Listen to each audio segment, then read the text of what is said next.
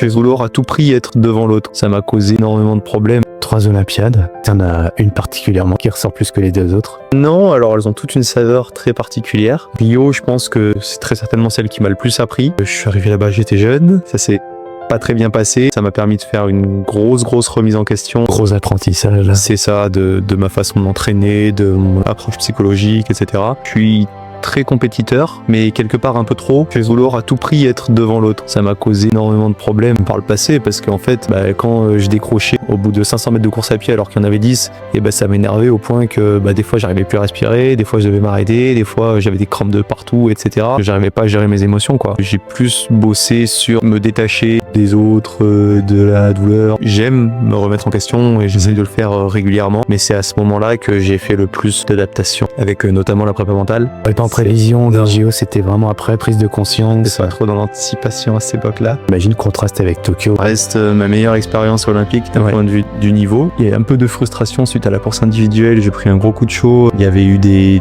choses que j'avais mal gérées, qu'on avait mal préparées, notamment sur l'acclimatation à la chaleur. Mais j'ai pu faire vraiment la course à l'avant pendant un long moment. Et puis je suis revenu avec une médaille dans le relais. Même si on était un relais que nous n'avions pas perdu depuis plusieurs années. On fait 3e, donc il y avait un peu de frustration, mais ça a vite été éclipsé par le fait que ramener une médaille olympique, en vrai, j'étais content, quoi.